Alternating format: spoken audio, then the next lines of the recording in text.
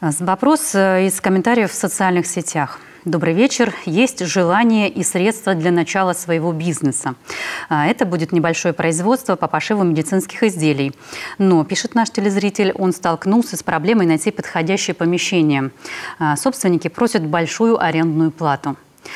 Сейчас, он пишет, склоняюсь построить что-то свое или взять в аренду у государства. Это подешевле и надежно. Что посоветуете? Ну, если выбор сделан по конкретному или земельному участку, или помещению, да, я считаю, что надо обращаться.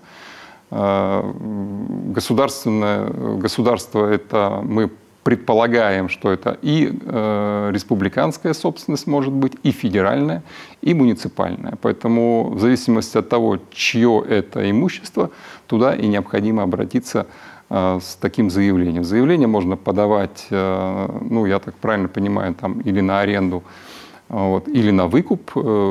Такое право имеет любой гражданин. Ну, и от этого будет зависеть процедуры, которые необходимо будет провести тем собственникам, на чье имущество будет подано заявление. Ну, я уже говорю, публичное образование. Это или муниципальное, или субъект республика, или федеральный.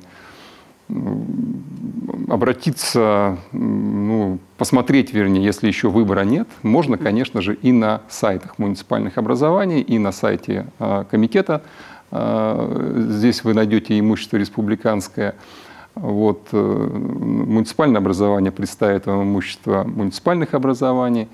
Вот, если вы, насколько я понимаю из вопроса, предполагаете заниматься бизнесом, то, значит, вы или предприниматель, или, может, самозанятый. Здесь я вам рекомендую обратиться за поддержкой. У нас есть такие разделы на каждом сайте. Если вы еще не выбрали, да, как бы объект, где вы хотите этим заниматься, то можно посмотреть на сайтах муниципальных образований или на сайте комитета.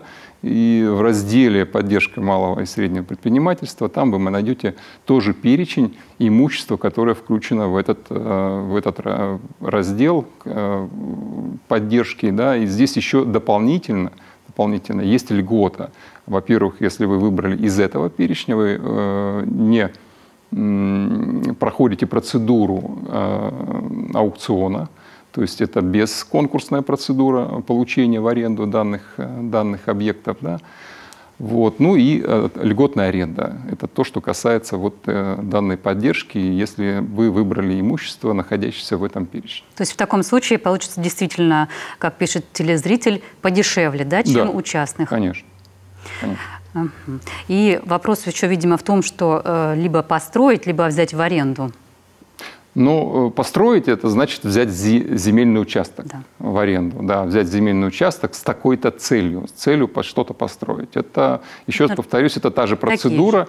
Надо выбрать земельный участок и обратиться к собственнику, значит, земельного участка. Если мы говорим, опять же, о публичной собственности, да, то есть или в муниципальное образование, или в республиканской собственности только в комитете или комитет. Вот. Ну, есть еще федеральная собственность, о чем я уже говорил, это территориальное управление Росимущества. Поэтому вот 3 адреса, куда можно обратиться за земельным участком для строительства. Вот. Это вот, если вы выбрали именно собственность конкретного публичного образования.